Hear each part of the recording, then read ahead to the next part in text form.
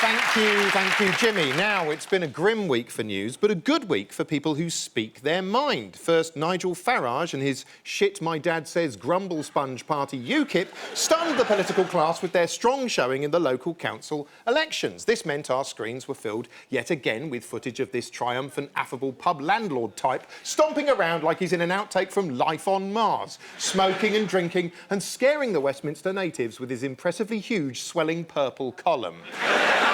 Since lots of people will now vote for absolutely anyone but a career politician, UKIP succeeded by selecting absolutely anyone as a candidate, no matter how amateur they seemed. For instance, new UKIP councillor Elizabeth Ransom won, despite recently asking on her Facebook page, I know this is probably a stupid question, but is tuna a real fish like ones that swim in water?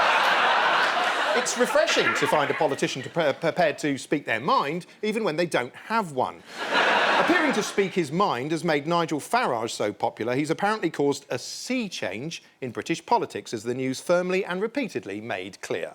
Nigel Farage is claiming a sea change in British politics. A sea change in British politics. There's a sea change in British politics. A sea change in politics.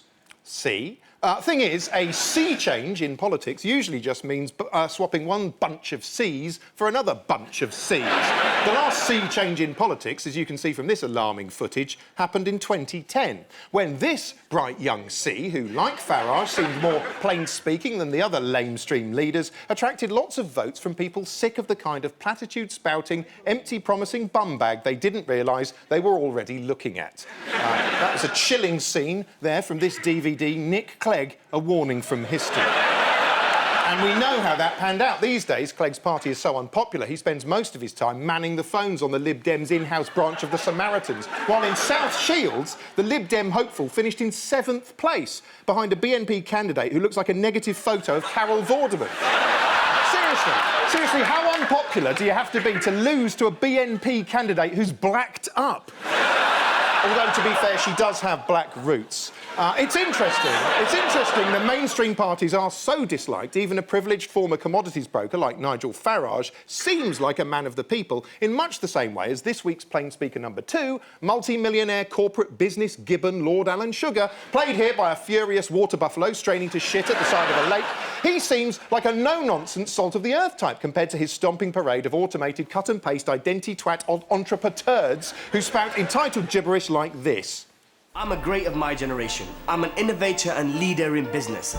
I take inspiration from Napoleon. I'm half machine. I can process things at a speed that is out of this world. Some people might come to this process with a game plan. I just feel my effortless superiority will take me all the way. There you go, some massive arseholes there yesterday. And, of course, Lord Sugar addresses them with all the disrespect they deserve. You're all a bloody waste of space. You shut up, and you shut up, and you talk. All these kind of motivational words, right? Which, unfortunately, all add up to jack shit. Harsh stuff. In case you're wondering, actually, jack shit is one of this year's contestants. As for the others, they don't even seem real. I mean, look at this year's Apprentice prick payload. Look, there's a bearded schoolboy, a GMTV Thunderbird puppet, this fucker, a prototype Emily Maitlis, someone off Mad Men, a photo in a hairdresser's, Brian Paddock, Gok Wan, I think we can see there, this drawing of a cat, and a terrifying Jimmy Carr sex doll.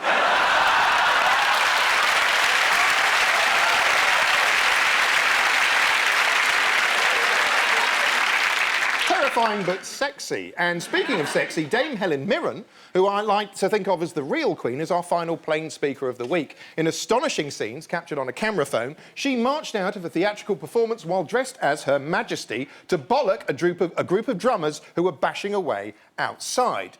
You can't hear it there, but what she actually said was, "Shut the f*** up. People have paid £100 for their theatre tickets." I like to think she then called them a bunch of stupid before storming away. And now for some more plain speaking, over to you, Lauren.